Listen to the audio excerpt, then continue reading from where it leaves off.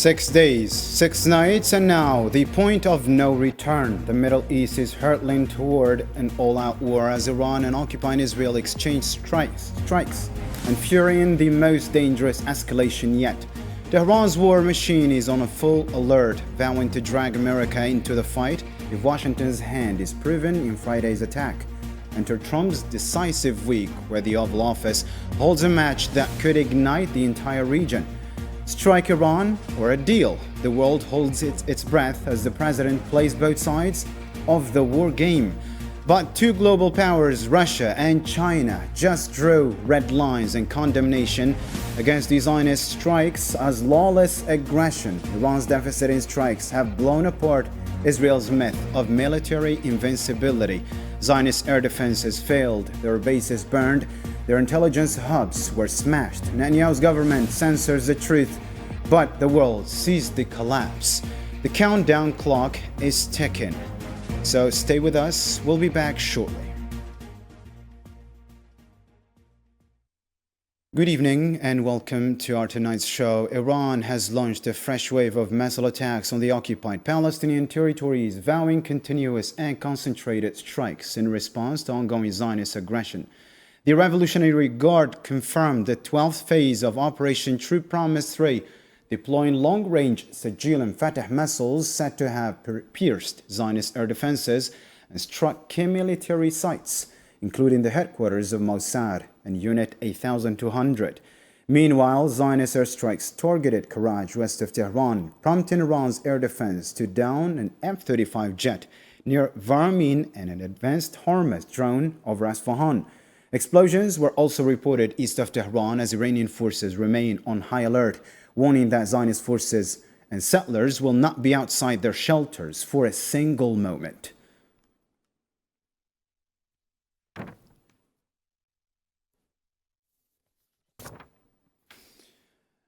Iran's Supreme Leader Ali Khamenei affirmed the full readiness of armed forces to defend the homeland, warning the U.S. of dire consequences if it launches any attack. His remarks came as Iran's UN envoy warned that Tehran will strike back if it confirms direct American involvement in the recent attacks. Iran has also officially informed Washington that any role in the aggression will be met with firm retaliation. The Iranian UN ambassador reiterated Tehran's right to enrich uranium for peaceful purposes, rejecting any claims that challenge that right. The Americans, those who are familiar with the politics of this region, know that America's intervention in this matter is 100% to their detriment. What they will suffer in this regard is much greater than what Iran may suffer. The damage America will suffer if it makes a military intervention in this field will undoubtedly be irreparable. And before we break it all down, let's follow this report by Usama Ayad and be right back.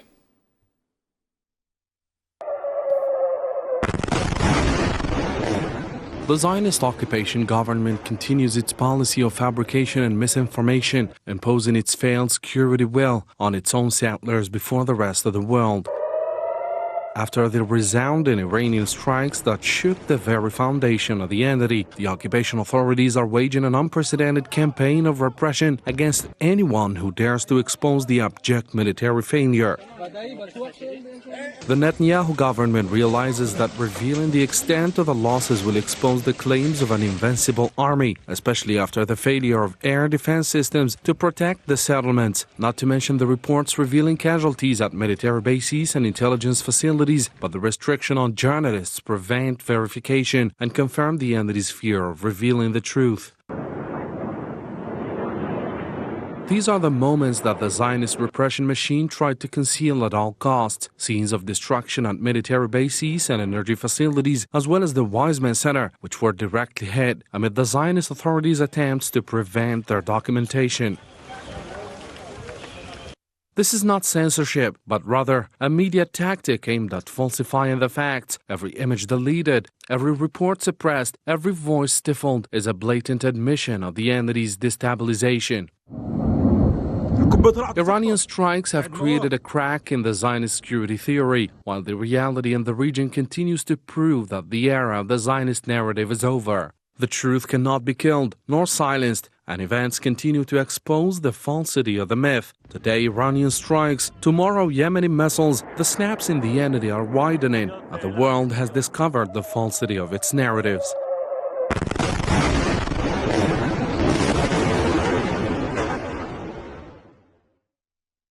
And now we are joined by our three top panelists who will help us unpack this dangerous moment. Joining me live from California, we have Dr. Hamoud Salhi, Associate Dean and Professor of Political Science at California State University. From New York, Mr. Mohammed Krissasi, Geopolitical and Financial Analyst. And from Paris, joining us tonight as well is Dr. Abdelnour Toumi, Geopolitical Analyst, specialized in MENA regions and Maghreb affairs. Gentlemen, thanks for agreeing to be with us tonight. Thank you. Thank you, and again for the invite, and my regard to the wonderful panel that you put together. Thank you. All right, let's dive in, and let me start with you, Dr. Hamoud Salhi. Iran boasts of downing advanced Zionist jets and hitting high-value intelligence targets and drones, while the Zionist occupation as well strikes deep into Iranian territory. I mean, given these mutual blows to air defenses and intelligence hubs, which side do you think is actually gaining the upper hand militarily? I mean, are both sides still operating within calculated red lines? There are red lines, and I think all those red lines are blown. I think the way you look at it is who has the most to lose. From that perspective, the fact that Israel, the Iranian attacks have a big impact on the Israeli population, $1 billion almost a day in economic loss. Iran has the upper hand. The other upper hand is the psychological damage that the Iranians are posing, and presenting with what they're doing their case that Israel is not vulnerable. Remember, the first day there were celebrations. We don't see those celebrations. Certainly, in terms of the air, controlling the airspace, Israel, because of its plane, has an upper hand. But that too did not stop the Iranian by retaliating, by continuing to send in missiles after missiles. But here is a caution, Mohammed. Islam. There is a belief. There is a belief that one could pose a theory or a proposition that Israel may intend to showcase, despite what we're not seeing, this idea of that the Iranians are too strong for them. In other words, playing the role of a victim, and that they need the help of the United States. So we have to worry a little bit about the narrative. And we already have seen some kind of predicament, some of the Arab press or the Arab media, particularly television networks, that are sort of have fears of not saying too much that the Iranians are winning because of their connections to the Israelis. So there is sort of that perception. In other words, what I'm trying to say is that what we've seen on this on the networks, and what appears to be one side winning the other, there is too much to it. But certainly the Iranians are doing very well from the perspective of who is feeling the cost more than the other. Thank you, Mr. Hamoud Salhi. Mr. Mohammed Sassi, given the Supreme Leader's explicit threats, I mean, do you see Iran's rhetoric as a genuine blueprint for escalation or calibrated effort to deter further Zionist attacks? I mean, without triggering total war? Contrarily to the Israeli news that are spread, as Dr. Salhi said, the narrative which doesn't represent the truth, since we don't have any news coming out of Israel for the damage caused by the supersonic missile attack from Iran. But at least the Supreme Leader is very honest about his answer to this narrative from Israel or from Trump. He's very clear. He's not going to back down. and he said that he was aggressed, and in their philosophy is not question of hiding the nuclear weapon that they are accused of preparing, since the AIE at many times, at the last one was last week when they did the conference, they said, but we didn't find anything, any element showing us that Iran is doing anything to have a nuclear power weapon. And by the way, the Supreme Court that you have today, he's the one who said, regarding our belief, he stopped the nuclear program that they did have before 2023. So yes, the Supreme Leader is very honest about his stand, and also very honest about defending his country. He's going to go to the end of it. And Trump now is coming with not only that he would like to wait if he's going attacking or not, but he's asking, he did it again today, for capitulation. I don't know in which world he is living. Mm-hmm. And to answer a question, the Supreme Leader, he is really genuine, and you have his ambassador at the UN. They ask for the Security Council to be in session. Also, the ambassador that was called in the Parliament of Britain, they were saying, you can come, you can see, we never hide anything. And our Supreme Leader is telling you exactly what's going on. We are not lying about anything. This is all pure propaganda from Netanyahu since 1996, as I said before. He came in 1996 saying that Iran is going to have a nuclear weapon in 3 years. And then he come back in the 2000 years saying he's going to be in 2 years. And then he come in 2018 saying that, there are a few weeks. We are in 2025. And finally, he reached what he was looking for, to aggress and to attack Iran, looking that he was going to walk in the park, and now he's stuck. His miscalculation is back against the wall, and he's saying, okay, America, he called Uncle Sam to come and help him, and Trump said to the leader, they come, and they ask me, Trump said that today and yesterday, they come and they want to negotiate, which the Supreme Leader said, we never called them, we never asked them to negotiate, because there's nothing to negotiate. So I reiterate what Dr. Salhi was saying, is all question of narrative and propaganda. Mm-hmm. Mr. Toomey, let me turn to you now. Tehran's UN mission, declares it won't negotiate under pressure. As satellite images show missile batteries being moved to launch positions. With both sides' red lines hardening, diplomats whisper that off-ramps are vanishing by the hour. Given Iran's absolute refusal to back down, for now, and its vow to match any action with a countermeasure, are we past the point of de-escalation here? Good evening, and thank you for having me on the program. Actually, we did say that since our first appearance on this program and covering this open war, that there is, in fact, a paradigm shift. So now, and this shift was shaped by the U.S. President Donald Trump himself, in his actually Art of War and Peace doctrine. He summed up in this sentence, I may do it, I may not do it. That's the question.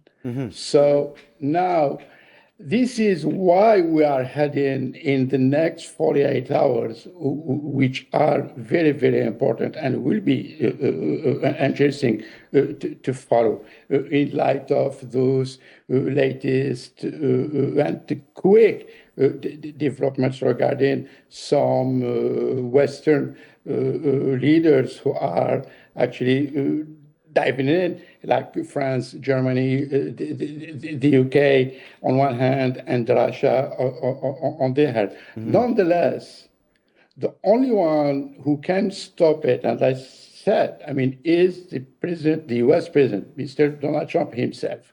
So, and this is why he's going to corner the war criminal of the prime minister of the Zionist state, because in the end of the day, he started to understand the resilience of the Iranians, even though there is this arrogance and these senseless statements that were made about the Iranians. So the Iranians have shown their actually coherence and their resilience. And what is actually the new element here is the people, the Iranian people, that actually was bet on by the war criminal Prime Minister of the Zionist state in his narrative that he's pushing, and we all know it has become clear it's no longer it's about the destruction of the nuclear program nor the missile system. So now it's about regime change, but not regime change. It's the regime fall, which means will create anarchy and chaos, not only in Iran, but in the region. Mr. Hamoud Saleh, as we followed in the report here, the Netanyahu government is aggressively censoring reports of military base hits, air defenses failures, and infrastructure as well damage, even shutting down journalists. I mean, with Iranian strikes exposing critical vulnerabilities inside the Zionist occupation, is this the beginning of the end of the occupying Israel's carefully crafted image, if we can say so, of military invincibility? Well, certainly the military invincibility is disappearing slowly, and the myth that Israel is vulnerable has been for the second time in the last 2 years. The first one with the October 7, led by the Palestinian resistance, and now this one with the Iranian response. And that sort of should be taken into account. Two things from what you just said, Islam. Number one is how the Israelis are controlling the information.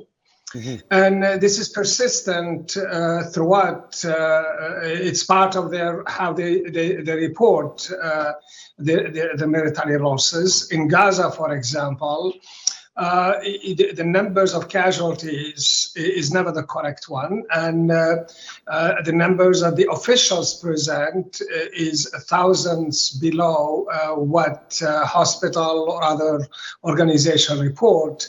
And this is by design to keep the momentum or the belief that this war, A, is necessary, and B,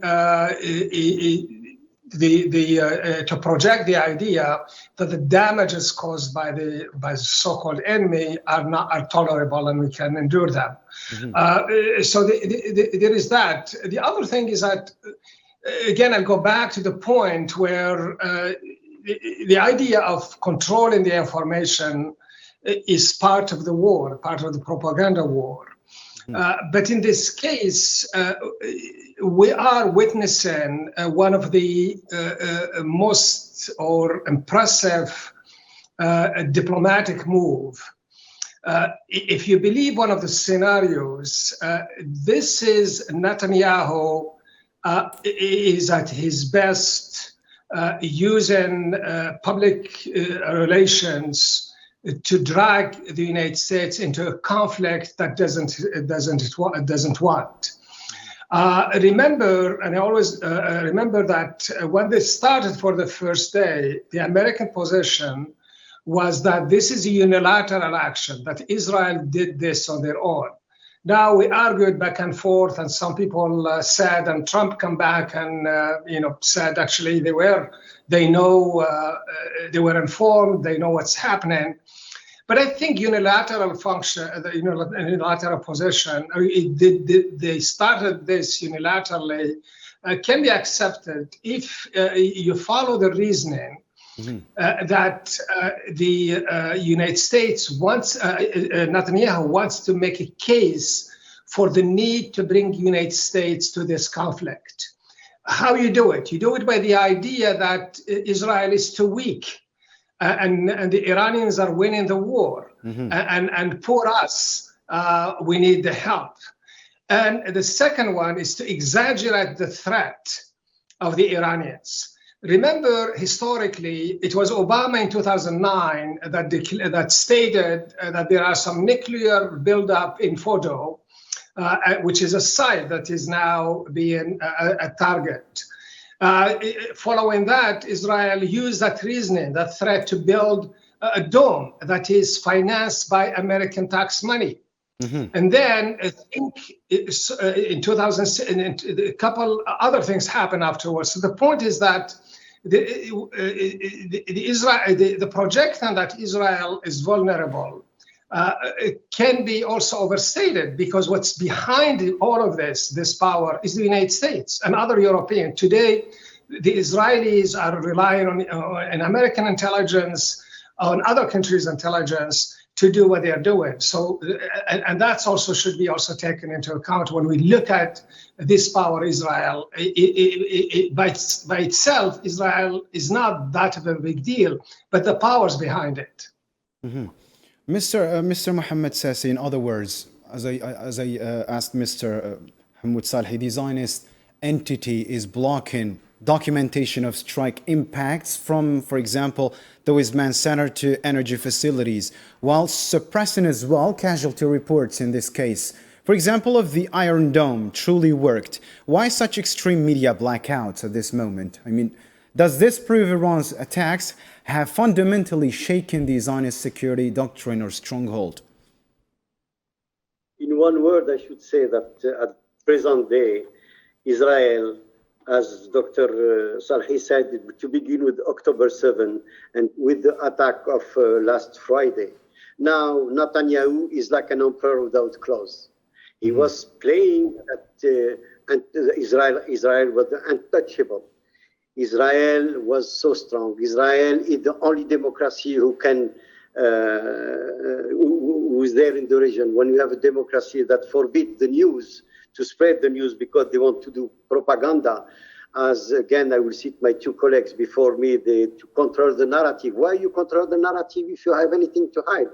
Because you fail. That's as simple as that. The dome, yes, it was untouchable. Nobody can touch the dome. Now look now, we look like a Swiss cheese.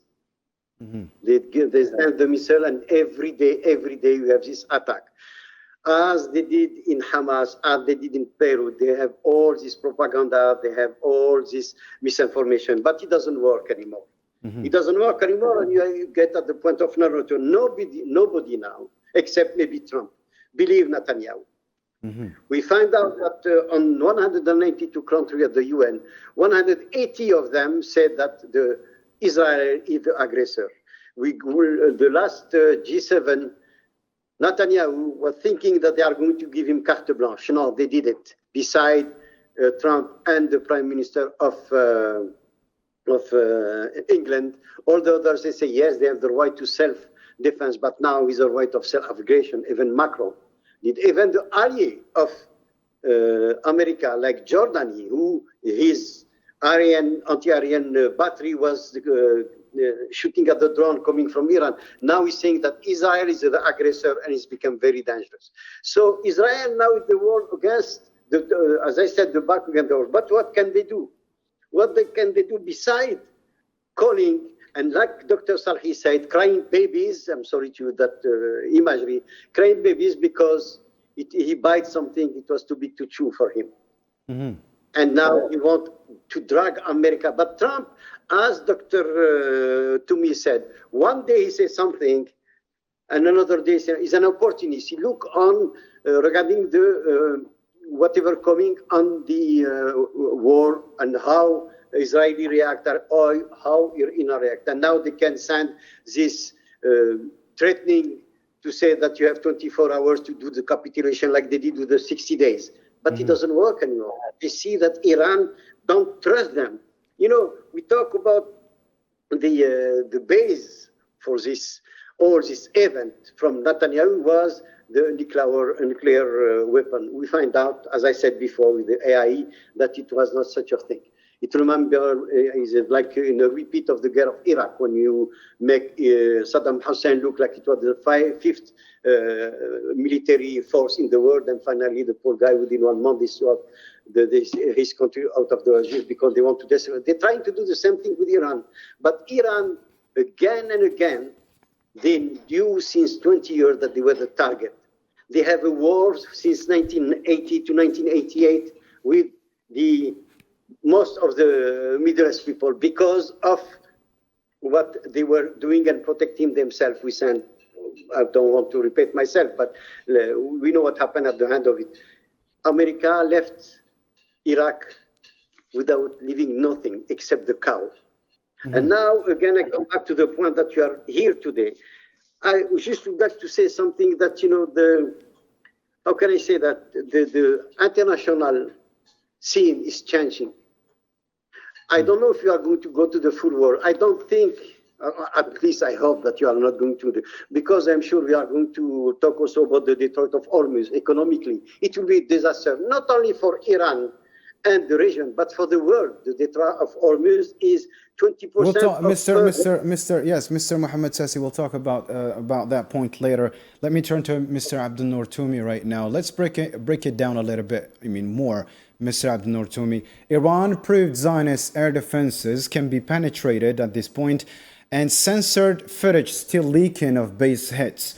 Does this mark a turning point where Houthi group, for example, or Hezbollah, see an opportunity to intensify pressure with more strikes on the occupation? Actually, it is.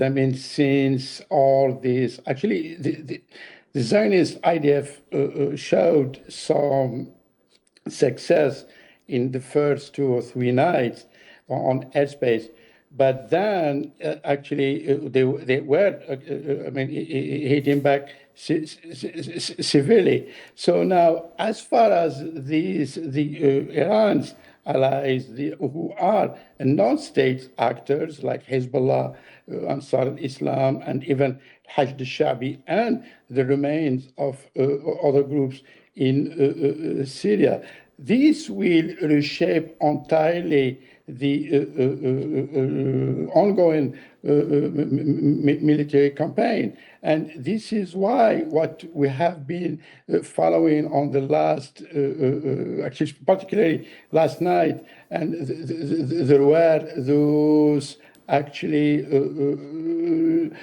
kind of slow striking from Iran. And this is, and again, I'm not a military expert, but according to what we have been reading and listening to military analysts and experts who are actually not biased, and at least some of them are nuanced on this matter, it is actually a tactical move from the Iranians because they are looking for this open war that it might get longer. And this is why is making the other side very, very nervous and to the point panicking, and are pushing harder to drag directly now and explicitly the role of the U.S. in this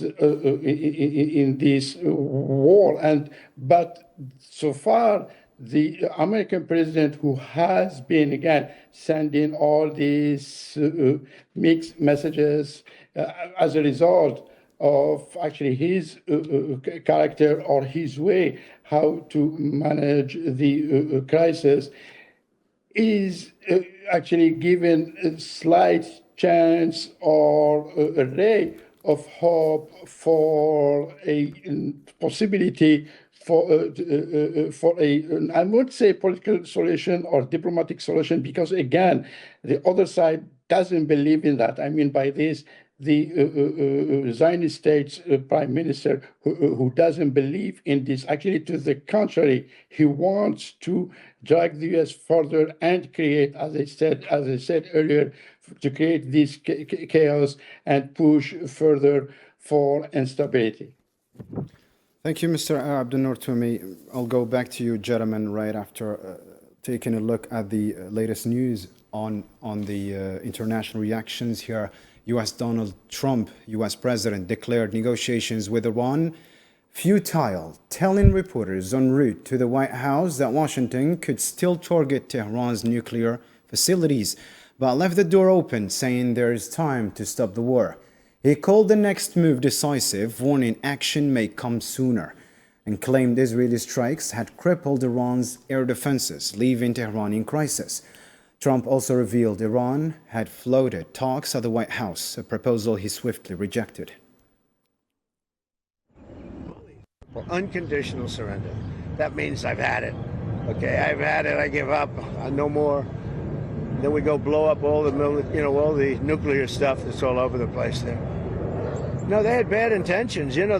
For 40 years they've been saying death to America, death to Israel, death to anybody else that they didn't like. They were bullies. They were schoolyard bullies. And now they're not bullies anymore, but we'll see what happens. Look, nothing's finished until it's finished. War is very complex. A lot of bad things can happen. A lot of turns are made. So I don't know. I wouldn't say that we won anything yet. I would say that we sure as hell made a lot of progress. And we'll see. The next week is going to be very big. Maybe less than a week. Maybe less. International reactions have emerged. Russia has warned the U.S. against offering any direct military support to the Zionist entity in its war on Iran. Deputy Foreign Minister Sergei Ryabkov, speaking to Interfax, said such a move would dangerously escalate instability in the region. Moscow, he added, is maintaining communication both with Iran and the Zionist entity. Meanwhile, China has condemned the Zionist attack on Iran as a violation of international law. Foreign Minister Wang Yi, quoted by Xinhua, said Beijing will work with Oman and other regional partners to help end the conflict and restore stability in the Middle East.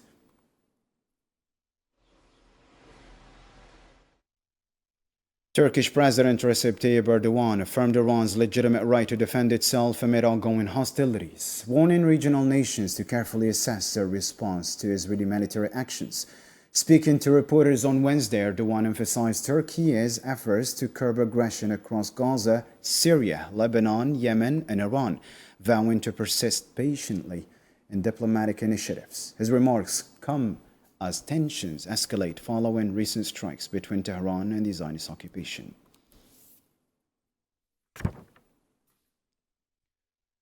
Let us turn to debate. Mr. Hamoud Salhi, let me start with you again. Tehran's latest minute offer to send negotiators was dismissed by Donald Trump as too little too late, just hours after canceling the Iran nuclear talks. Is the U.S. here deliberately pushing Tehran toward a point of no return, or is this a calculated strategy to force greater concessions? I think there is a bit of a confusion in terms of the news. The Iranians have actually stated that the message or the news about them sending a team to negotiate was incorrect.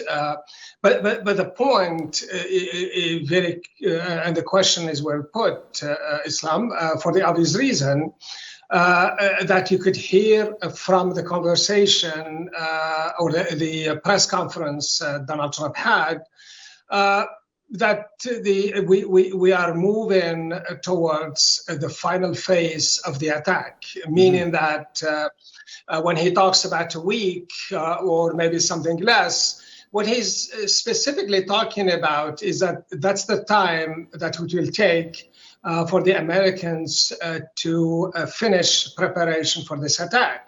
We heard that USS carrier Nimitz is on its way to the Middle East. It's expected to be there soon.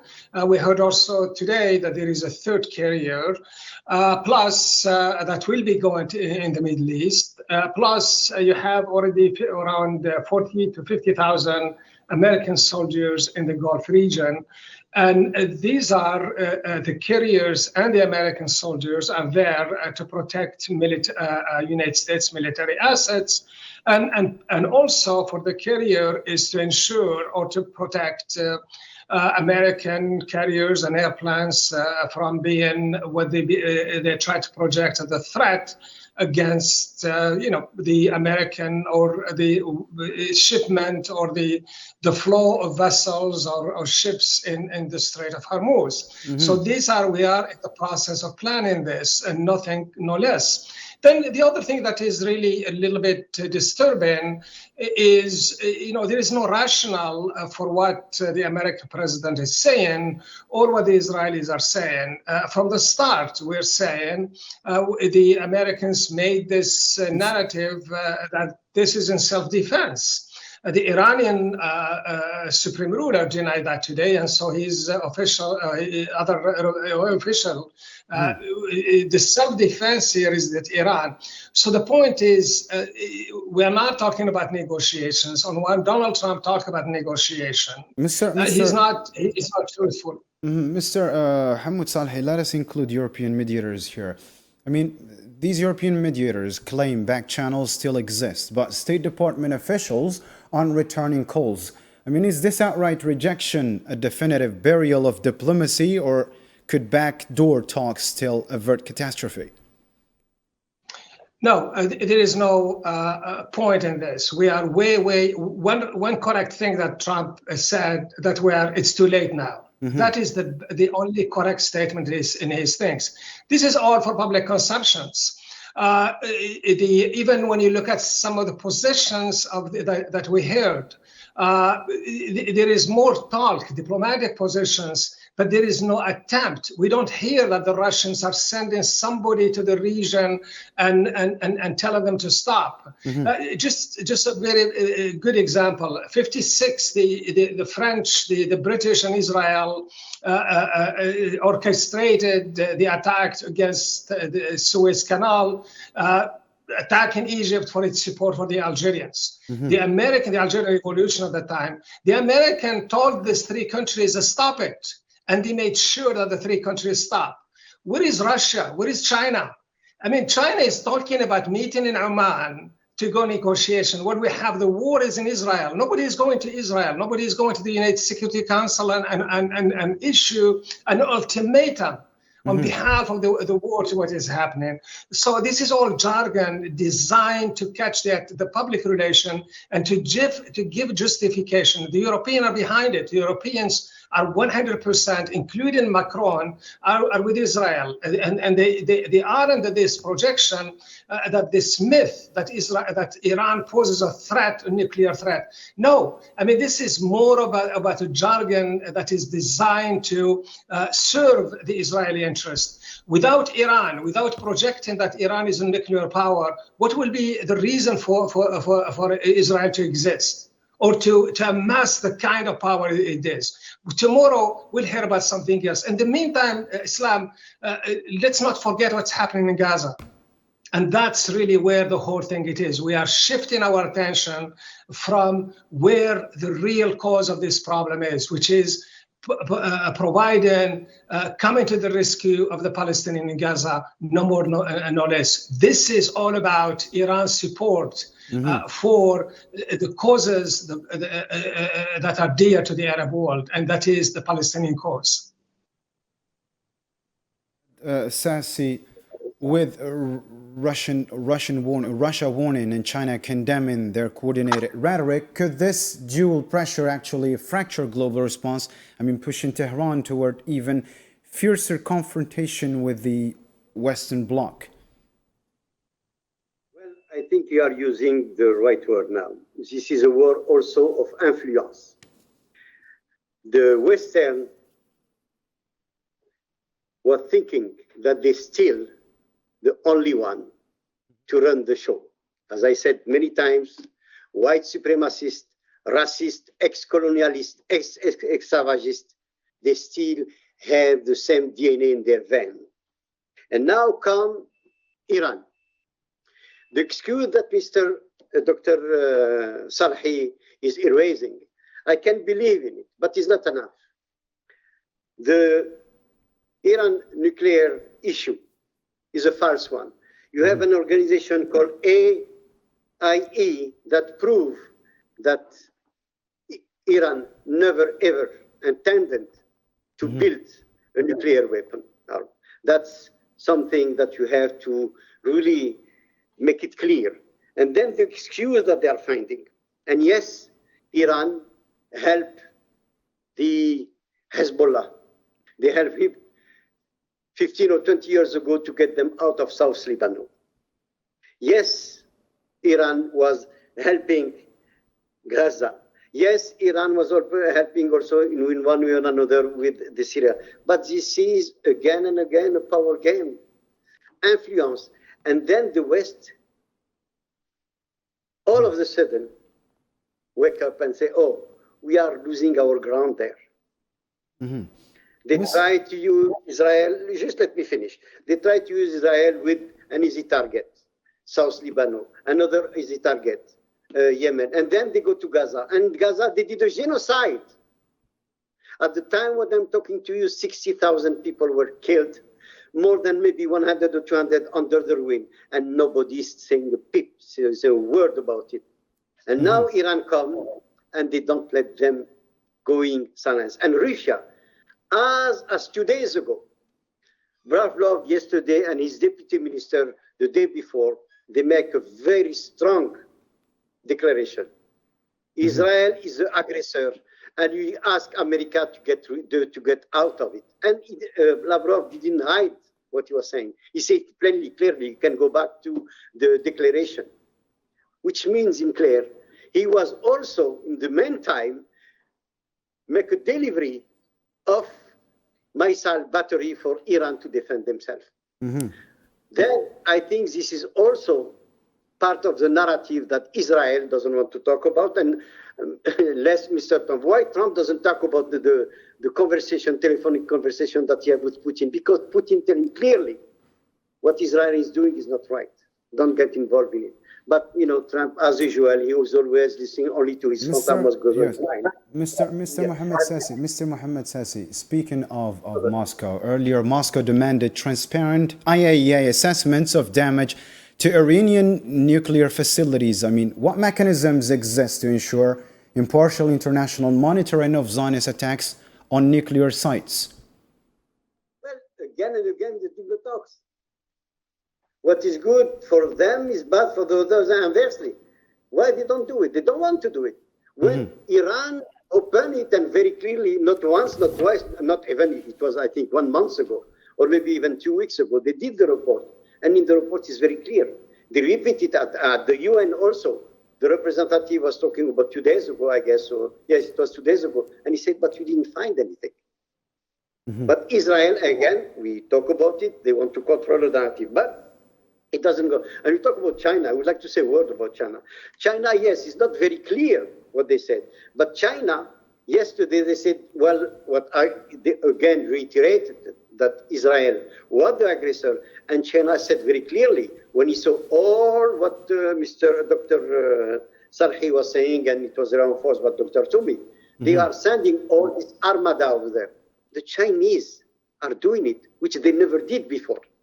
And the message is clear. By the back channel, they say, we are there to defend not Iran, we are there to defend our interests that are with the Iranian. And you have a treaty with them. It's an economical treaty, yes, but in that same treaty is a clause saying that we will do anything to protect our sourcing. And this is why I think it's not as easy as it looks. Trump can be the buffoon and come in front of the Fox News and all this kind of, propaganda of his, saying, it's too late. Too late for who? It's too late for you. You give them 60 days. You know that they are going to attack, and you are thinking that when they attack, they will make it in 2 or 3 days. No, it has been more than 1 week now, and Iran is standing. And not only that, Iran is standing, but is building around the world. Say, look what they are doing. Thank you, Mr. Mohammed Sassi. Thank you. Let me turn to Mr. Abdel Toumi. Speaking of Turkey right now, Mr. Abdel Toumi, does Erdogan's vocal support for Iran's legitimate defense and legitimate right to defend itself, signal a broader regional alignment against the Zionist entity? Is Turkey's Iran defense rhetoric paving the way for a united Muslim against, the occupying Israel, or just boosting Erdogan's regional leadership? Actually, it's not a matter of leadership or hegemony now for the entire neighboring countries, actually going from Saudi Arabia to Turkey. Iran now is in the middle, and tomorrow Afghanistan. And by the way, this fits with the zero-sum game tactic, or to some extent strategy, imposed by the war criminal prime minister of Zionist states. And actually, it's a domino effect. I mean, today, don't forget Islam. We were speaking about Iraq, and what we are seeing now, what we heard for the rush, or actually the Zionists who are dragging President Donald Trump to get in this war. It's a déjà vu all over again. We saw with what happened to Saddam Hussein and what the result of that invasion in 2003. So back to Erdogan's statement today about the Muslim unity, and it is important because we had been in this, again, I would say, selling point to the war in 2003, to the invasion that led the invasion of Iraq in the post 9/11 attack. And the rivalry between the Shia and the Sunnah, and then how they succeeded. I mean, the newcomers in Washington, D.C., and to be fair, there are some Arab leaders in the region who bought this, and they were talking about the Shia crescent and so on. So, well, this Shia crescent has become a full moon today. So this is what I believe President Erdogan is trying to say, and bring all, let's leave our rivalry behind. And sure, I mean, there is this rivalry between Turkey and Iran, and this go back to the Ottoman and the Safavid era, to recently, actually modern, I mean, about the influence and the role of both pivotal states in the region, in in Syria and Iraq, and over like the ethnic issue or the Kurdish issue and so on. But I think the Turks are aware of, because of the consequences of what's going to happen to Iran. If Iran falls, next will be Turkey, and this will lead to the Pakistan. There is another element for Turkey, why Erdogan and the Turks are worried. It's about the migrants issue, about the afflux of the population in case, as I said, the Zionist state prime minister who is pushing for war, for fall of regime in Iran, and then we'll have like chaos and unknown consequences. And one of them is the migrant issue. And I think Turkey is not recovered yet from the Syrian refugees. Thank you, Mr. Abdel Noor Toumi. Moving on to Mr. Hamoud Salehi and to the economic front. Mr. Hamoud Salehi, long story short, the US and its allies have long warned that closing Hormuz crosses a red line. But if Iran takes that step, would Washington and Gulf states have any choice but to respond with force? And that's sort of the key issue there. Are the Iranian using that as a leverage, a threat?